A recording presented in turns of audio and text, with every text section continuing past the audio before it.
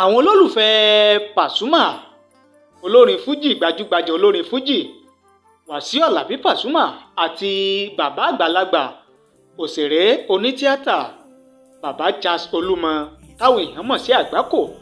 Àwọn èèyàn mọ̀ ti sọ̀rọ̀, àwọn èèyàn ti fi ìwòye tiwọn, àwọn èèyàn ti fi ìròrí tiwọn, àwọn èèyàn ti fi ẹ̀hónú tiwọn, wọ́n ti jẹ́ ká mọ èrò tiwọn nípa ọ̀rọ̀ tí bàbá Charles Olúmọ bàbá Àgbákò nípa ọ̀rọ̀ tó sọ nípa wuyewuye tó ń lọ látọjọ́ pípẹ́ láàrin Pasuma àti bàbá Àgbákò gan.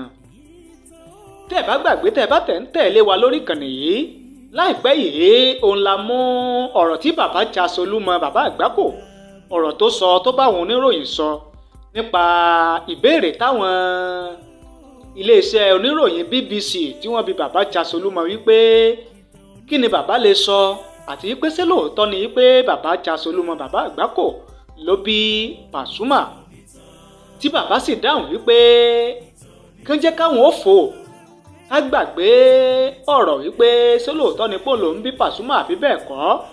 Bàbá Charles Olúmọ Àgbákò ní ká gbàgbé.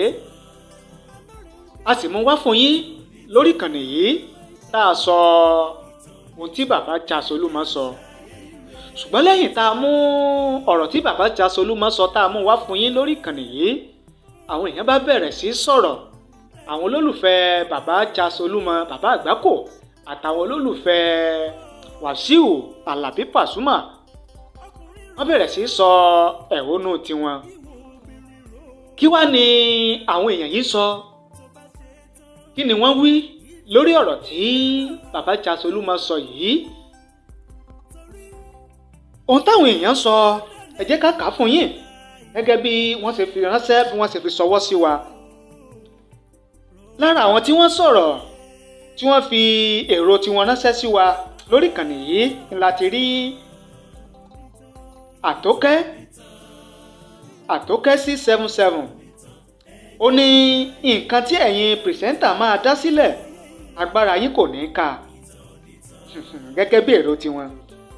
Bákan náà ẹlòmíì ó tún sọ̀rọ̀, wọ́n ní èdè òyìnbó làwọn fi kọ́, wọ́n ní as for me nobody knows the future, nobody is authorized to tell the father of a child except mother.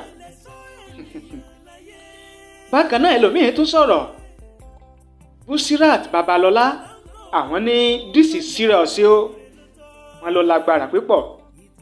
Ẹlòmíì náà tún sọ̀rọ̀, ìyẹn Christiana, àwọn ní Pasuma, I am one of your fans, please do DNA test now with Baba before Baba die.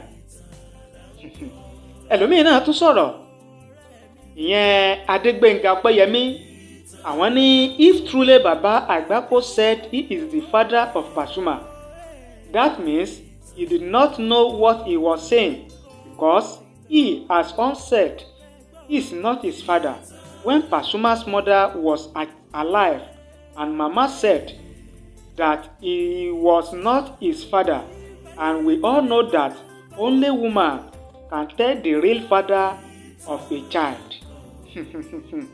Gẹ́gẹ́ bí ìwòye tiwọn. Àwọn èèyàn tẹ̀síwájú, wọ́n tún sọ̀rọ̀. Lára àwọn tó tún bá wa sọ̀rọ̀ láti rí Tony láti Lagos. Àwọn ní Àgbákò ló bí Pasuma, ẹ̀jẹ̀ asinmi agbájá, gẹ́gẹ́ báwọn ṣe sọ. Bákan náà ẹlòmíì náà tún sọ̀rọ̀, àwọn ní you guys should keep short, Pasuma know his father very well, gẹ́gẹ́ bí èrò tiwọn. Ẹlòmíì náà tún sọ̀rọ̀, ìyẹn Lawal Abiodun, àwọn ní Pasuma go and do DNA test now before it's too late. Don't let anybody paint you black. You know your father.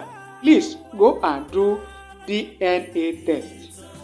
Ẹlòmíì náà tún sọ̀rọ̀, àwọn ní ẹyẹ sọ̀sọ́kúsọ, Pasuma mọ bàbá rẹ̀ dáadáa.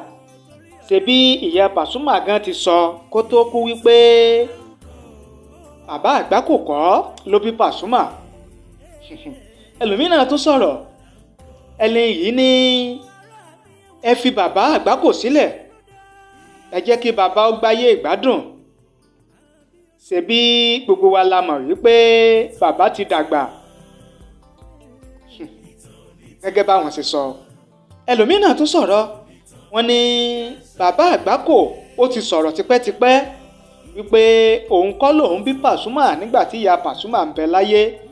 Kí wá tún ni ọ̀rọ̀ tí bàbá Àgbákò tún wá ń sọ báyìí. Ẹ wò ó, oríṣiríṣi àwọn èèyàn òun náà ni wọ́n fi ẹ̀hónú tiwọn hàn, ni wọ́n sọ èrò tiwọn.